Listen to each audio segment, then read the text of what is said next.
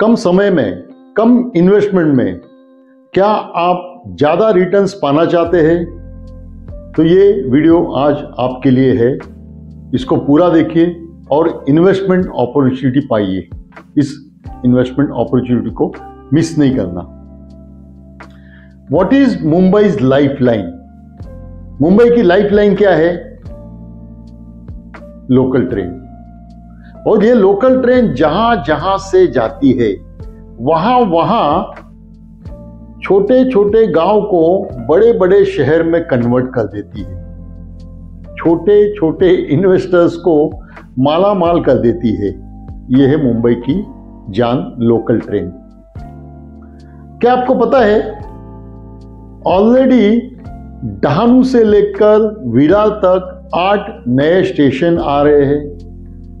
विरार से लेकर डहाणू तक ऑलरेडी 4 लेन हो रहा है, 4 ट्रैक हो रहे हैं। लोकल के लिए अलग, मेल के लिए अलग। और उसका ऑलमोस्ट 35 से 40% काम पूरा हो चुका है। आपको शौक हो रहा है ना? लेकिन ये सत्य है, हकीकत है। आप बाय रोड नहीं जाइए, आज ये वीडियो देखने के बाद बाय ट्रेन जाइए। मैं आपको बताता हूं क्यों।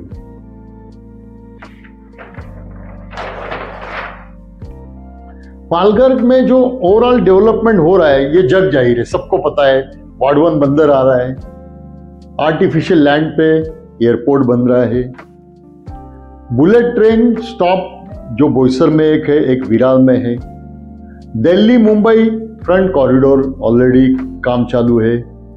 डहाणू से लेकर नासिक तक नया ट्रेन प्रपोज हो गया है। डहाणू में दापचेरी विलेज में इंटरनेशनल वेजिटेबल मार्केट बन रहा है जो 300-500 एपीएमसी मार्केट को कनेक्ट करने वाला है। डहाणू में यानी कि पालघर डिस्ट्रिक्ट में सिडको टाउन प्लानिंग शिप कर रही है।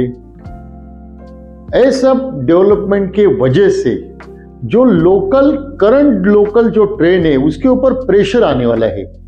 जो करंट लोकल ट्रेन है उसका सिनेरियो क्या है? कभी 1 घंटे में ट्रेन आ रही है, कभी आधे घंटे के बाद है, कभी ट्रेन का ठिकाना ही नहीं है, 2-2 घंटा।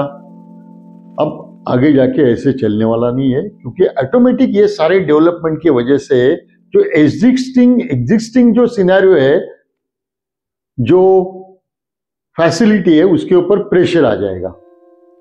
और उसी को ध्यान में रखकर 2016 को एक नया प्रपोजल आया था ये 4 ट्रैक का और 8 नए स्टेशन बनाने का, जिसका बजट था 3578 करोड़। अगर आज की तारीख में आप अगर ट्रेन से ट्रैवल करेंगे तो आप देखेंगे हर स्टेशन के बाद एक आपको नए ब्रिज बन रहे हैं, फाटक गायब होने जा रहे हैं, बड़े बड़े गटर्स बन रहे हैं, खड़ी बिछ रही है, स्लीपर्स बिछा रहे हैं, ट्रैक बिछा रहे हैं।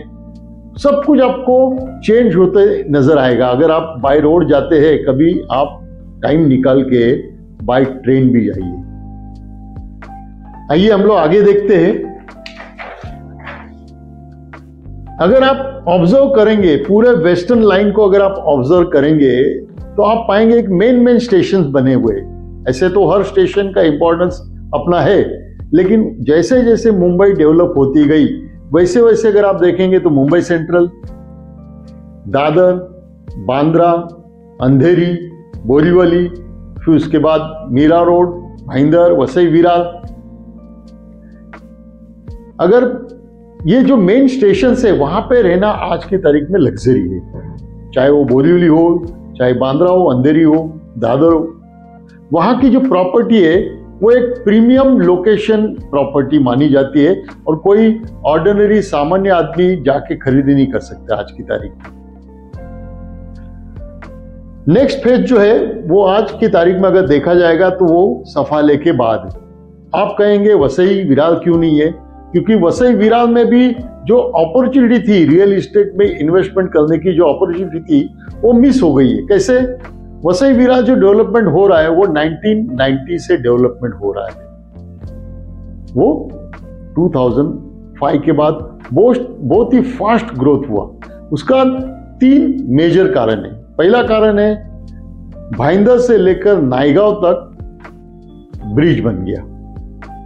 दूसरा कारण है उसी ब्रिज पे 4 लेन ट्रैक हो गया, जो 4 लेन ट्रैक अभी विरार के आगे बन रहा है।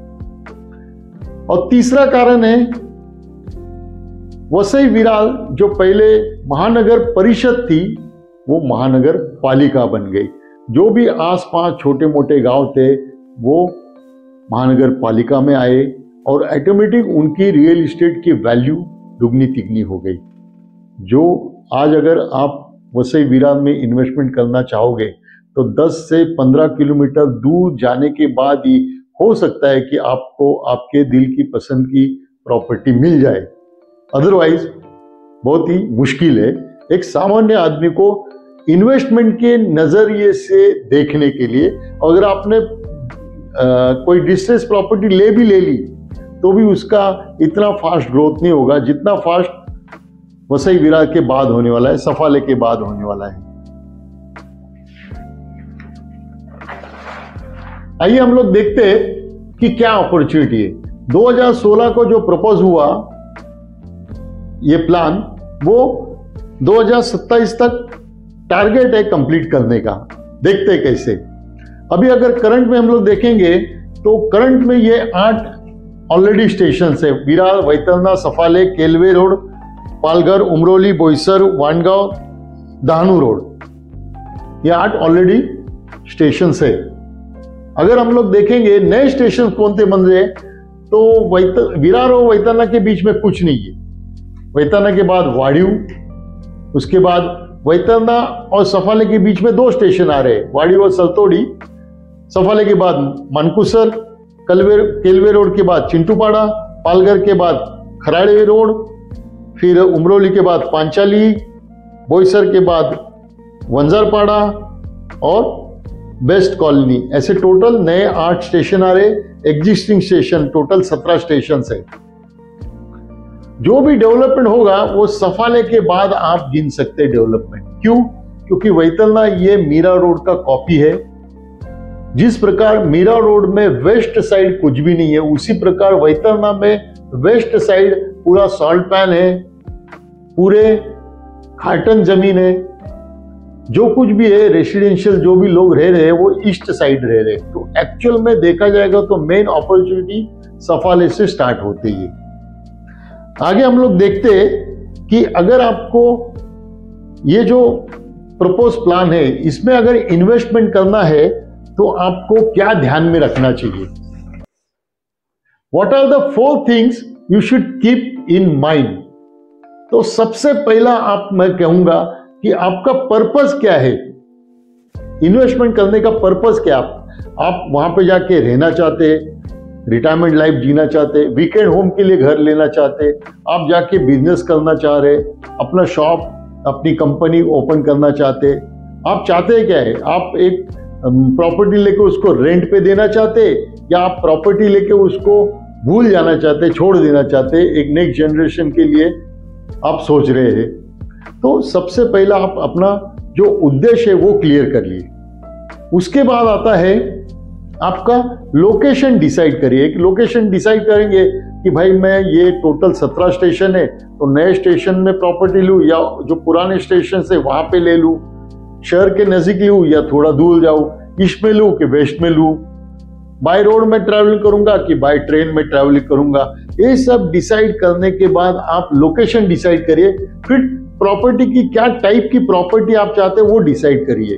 आपको कमर्शियल चाहिए, इंडस्ट्रियल चाहिए, एग्रीकल्चर चाहिए, नॉन एग्रीकल्चर चाहिए, रेसिडेंशियल चाहिए। रेसिडेंशियल में आपको बंगलो चाहिए, प्लॉट चाहिए, फार्म हाउस चाहिए, या आपको शॉप चाहिए या फ्लैट चाहिए। और लास्ट में आता है आपका बजट। आपका बजट क्या है, आपके पास कैश है, आपकी जेब में कैश है, आप लोन लेने वाले हैं, आप दूसरों से ही उधार लेने वाले हैं, आप क्या जुगाड़ करने वाले, ये 4 चीज आपके लिए बहुत बहुत इंपॉर्टेंट है। यहां पे मैं स्टॉप करता हूं। इसके अलावा अगर आपको कुछ भी इससे ज्यादा अगर आपको इंफॉर्मेशन चाहिए आप इन्वेस्टमेंट करने के लिए सोच रहे हैं तो आप मुझे डायरेक्ट मेरे नंबर पर व्हाट्सएप कर सकते हैं। मैं आपका सेवक रमेश कदम, मैं एज ए रियल्टर काम करता हूँ पालघर डिस्ट्रिक्ट में, और मुझे खुशी होगी आपको हेल्प करने में, सपोर्ट करने में। आप यहां तक इस वीडियो को देखा, इसका मतलब आप एक सीरियस इन्वेस्टर है, एक सीरियस बायर है। मैं आपको बहुत बहुत धन्यवाद देता हूं। मेरे वीडियो को लाइक करिए, शेयर करिए, कमेंट में आप मुझे बताइए कि आप क्या अगले वीडियो में जानना चाहते हैं, क्या इंफॉर्मेशन मुझसे पाना चाहते हैं। और इस चैनल को सब्सक्राइब करिए ताकि मैं मोटिवेट रहूं ऐसे नए नए वीडियो बनाने के लिए। पुनः एकदा आपका बहुत बहुत धन्यवाद। जय हिंद, जय महाराष्ट्र।